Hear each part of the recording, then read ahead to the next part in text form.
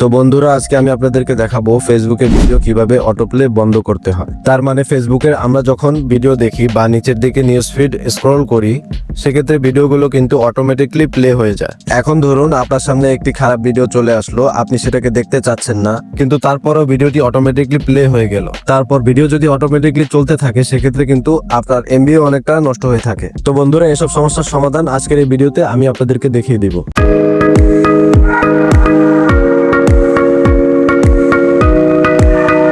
তো সর্বপ্রথম আপনারা ফেসবুক অ্যাপটিতে চলে আসবেন। এখানে এসে নিচে দেখুন আপনার প্রোফাইলের ছবি দিয়ে একটা আইকন রয়েছে, এখানে ক্লিক করবেন। আর এই প্রোফাইলের আইকনটা কিন্তু অনেকের উপরে ডান পাশেও থাকতে পারে। তারপর উপরের দিকে দেখবেন সেটিংস একটা আইকন রয়েছে, এখানে ক্লিক করে সেটিংসে চলে যাবেন। তারপর এখানে একটু নিচের দিকে এসে মিডিয়া নামে একটা অপশন দেখতে পাবেন, এখানে ট্যাপ করবেন। তো এখানে মূলত দেখুন অটোপ্লে ফাংশনটা রয়েছে। এখানে দেখুন আমার when using mobile data and wifi, আমার কিন্তু এই অপশনটা সিলেক্ট করা রয়েছে। তার মানে আমার মোবাইল ডাটা এবং ওয়াইফাই যেটাই আমি ইউজ করি না কেন, ফেসবুকের ভিডিও কিন্তু অটোমেটিকলি প্লে হয়ে যাবে।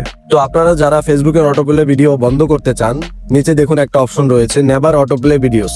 এই অপশনটা জাস্ট আপনারা সিলেক্ট করে ব্যাকে চলে আসবেন। এখন কিন্তু আর আপনার ভিডিও অটোপ্লে হবে না, এবং সেক্ষেত্রে কিন্তু আপনি পরবর্তীতে গিয়ে ভালো একটা ফিচার উপভোগ করতে পারবেন। সো এভাবেই কিন্তু ফেসবুকের অটোপ্লে ভিডিও বন্ধ করতে হয়। তো ভিউয়ার্স, এই ছিল মূলত প্রসেস। ভিডিওটা লাইক করে শেয়ার করে পরবর্তীতে কি সম্পর্কে ভিডিও চান কমেন্ট করে আমাকে জানাবেন। আল্লাহ হাফেজ।